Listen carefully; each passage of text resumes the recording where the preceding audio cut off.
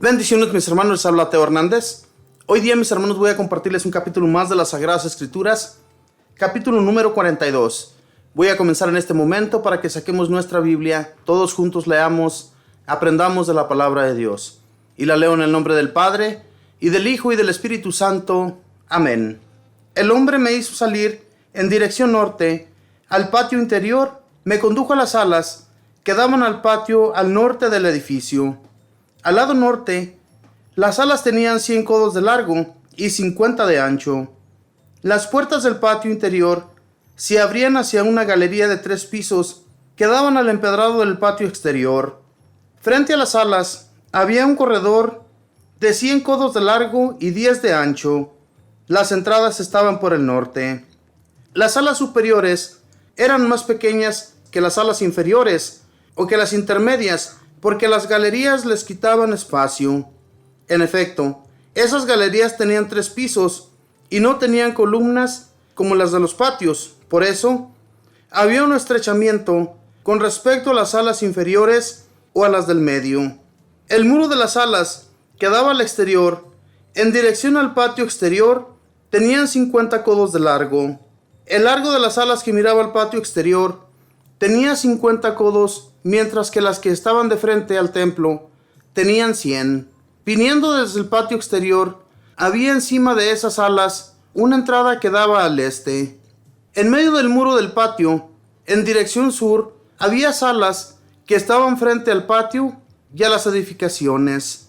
Al lado de ellas pasaba un corredor.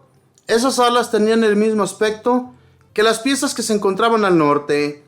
La misma longitud, el mismo ancho, la misma puerta, la misma disposición, la misma entrada. Encima de las salas que miraban al sur, había una entrada al comienzo de cada ala. El hombre me dijo entonces: las salas del norte y las del sur, que miran al patio, son las salas santas donde los sacerdotes que se acercan a Yahvé comen las carnes consagradas. Allí depositan las cosas muy santas que han sido ofrecidas por la oblación, el sacrificio por el pecado y el sacrificio de reparación. Es un lugar muy santo. Cuando los sacerdotes salgan del santuario al patio exterior, dejarán allí sus vestimentas con que oficiaron, porque esas vestimentas son santas. Se pondrán otras y entonces irán al patio reservado al pueblo. Cuando el hombre hubo acabado de medir las construcciones interiores, me hizo salir por la puerta oriental para tomar las medidas del exterior. Midió el lado este con su vara de medir y comprobó que tenía 500 varas de largo. Midió el lado norte con su vara y vio que tenía 500 varas. Midió otra vez el lado sur con la vara y de nuevo le dio 500 varas. Midió por último el lado oeste con su vara y encontró que tenía 500 varas. Así midió los 4 lados. Un muro de 500 varas a lo largo y a lo ancho separaba lo sagrado de lo profano. Palabra de Dios, te alabamos, Señor. En este capítulo, mis hermanos, sigue la continuación del capítulo anterior. Vemos cómo Dios le hace ver a Ezequiel cómo sería ese templo, cómo serían las nuevas construcciones, las medidas y lo que se haría en ese lugar santo, donde Dios se encontraría junto a ellos para que Él pudiera perdonar sus pecados cada que ellos llevaran ante Dios sus animales para consagrarlos ante Él. Los sacerdotes eran los únicos que podían llevar a cabo ese sacrificio, sacrificios que Dios les pedía para poderles borrar sus pecados. Y cuando ellos se arrepentían de todo corazón y llevaban ese animal, Dios los perdonaba. Y había también que llevar animales ante Dios para la reparación de los pecados de todo el pueblo. De eso se encargaban los sacerdotes, hijos de Aarón, los descendientes de él.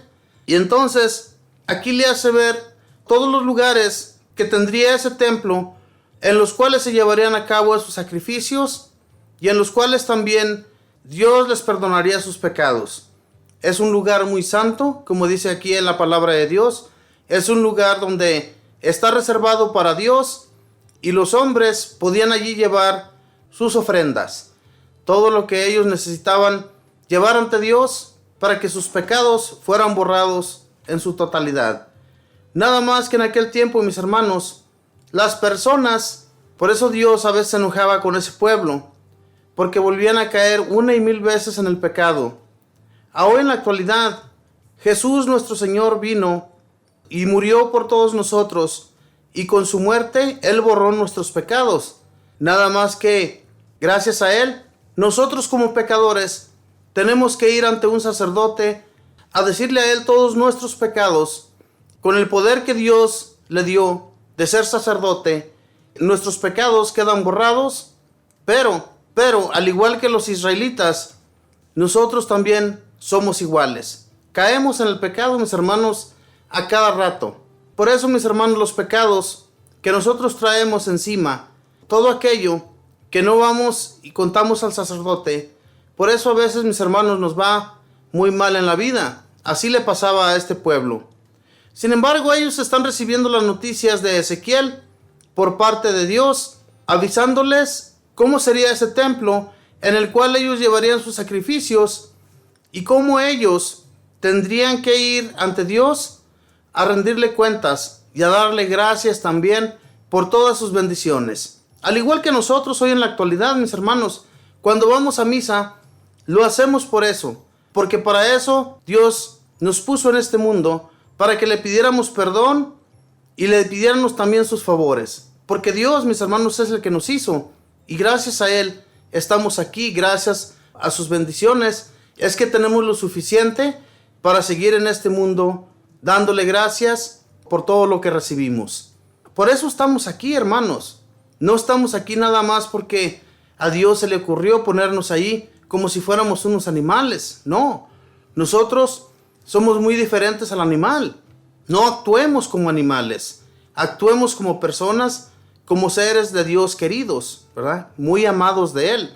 Entonces, al igual que ellos, los israelitas, deberíamos de sentir un gozo ante Dios por todos los beneficios que nos da continuamente. ¿Verdad, mis hermanos? Porque no estamos solos en este mundo. Dios nos acompaña, Dios nos guía y nos lleva por el buen camino. Así es que no dejemos de alabarle, no dejemos de glorificarle por todas sus bendiciones, ¿verdad? Solamente hay un Dios en el cual nosotros debemos creer y no dejarnos entrellevar por este mundo que no nos ofrece nada. A mí me gusta hablar siempre de esta manera, mis hermanos, con todos ustedes, para que aprendamos que en este mundo debemos ser sinceros ante Dios. No debemos mentir ni siquiera a nuestra esposa, a nuestra familia, a nuestros amigos, a nadie. Lo que digamos, digámoslo con sincero corazón. No andemos mintiendo, porque la mentira tarde que temprano sale a la luz y entonces sí que nos va a dar mucha pena. Pero regresando, mis hermanos, al tema de este compartimiento de hoy, de cómo Dios hablaba a Ezequiel, cómo Dios tenía sus enviados también para hablarle a Ezequiel, porque en este caso él ve a un hombre que lo va llevando por muchos lugares, de un lado para otro, y le va enseñando la edificación del templo y la edificación de la ciudad santa, lo que sería un lugar donde los israelitas iban a gozar para siempre con esa paz del Señor. Hermanos, la tierra santa para ellos era lo máximo. Cuando ellos llegaron a salir de Egipto, cuando estaban en la esclavitud y fueron ya liberados y entraron en esa tierra prometida, hubo felicidad, hubo un gran gozo ante Dios por todo ese pueblo, que pues en realidad, ¿quién no se sentiría gozoso en medio de Dios? Cuando ellos empezaron a fallar, cuando ellos comenzaron a preguntarle a Dios que por qué ellos no podían tener un rey, si el único rey que ellos necesitaban era al mismo Dios. ¿Para qué querían un rey? Ellos querían ser como las demás naciones, y entonces ahí es donde comenzó ya la ambición de este pueblo, como a nosotros nos sucede también en la actualidad. Somos ambiciosos, queremos tener de todo y queremos que nuestros gobernantes sean lo máximo también, pero nosotros mismos tuvimos la culpa, ¿verdad? Porque desde un principio Dios era el que guiaba a todas las naciones, Dios era el que guiaba a todos los pueblos por el buen camino. No necesitábamos a nadie más que a Dios. Y hoy en la actualidad, si nos ponemos eso en nuestra mente, es una gran realidad. No necesitamos nada ni a nadie más que a Dios. Si Dios va con nosotros, ¿para qué vamos a necesitar a un gobernante que nos gobierne? El gobierno en realidad es guiado por Dios también.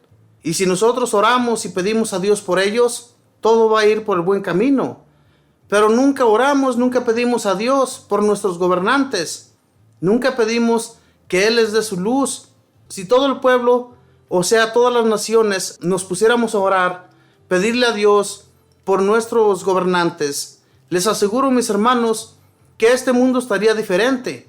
Pero no está, porque no pedimos a Dios sus bendiciones sobre ellos. A nosotros nos hace mucha falta la oración, nos hace falta mucho el seguir a Dios, seguirle pidiendo de sus favores, sus bendiciones, pero en especial, mis hermanos, el deseo de orar. Este pueblo, yo les aseguro que por eso, que ellos tuvieron un cambio muy sincero ante Dios. Por eso es que el profeta Ezequiel tiene estas visiones, porque Dios les hace ver que todo el mal que ellos están pasando pronto terminará.